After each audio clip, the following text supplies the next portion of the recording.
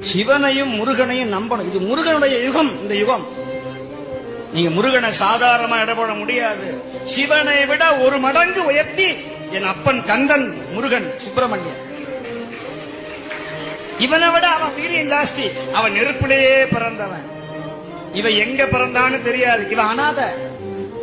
அவன் அனாதிக்கும் அனாதி, ஆதி அந்தமில்லாத ஆறுமுக கடவுள் என் அப்பன் வேளன், குகன், சண்முகன், கடாட்சரன். அவன் திருவடிய ஒரு தடவை முருகா அப்படின்னு சொன்னா போதும். குகான்னு மயில் கத்தும். குகா குகான்னு கத்தும் மயில். மயில் அகவத கேட்டீங்கன்னா குகா குகான்னு சொல்லும். சுப்பிரமணியா, கந்தா, கடம்பா. கந்தனையே சொந்தமென எண்ணிவிட்டால் சந்ததமும் முந்தனருள் கூடி வருமே. நீ யார சொந்தம் நினைக்கணுமா? கந்தன் என் சொந்தம் நினைக்கணும். கந்தப்பன் என் சொந்தப்பன்.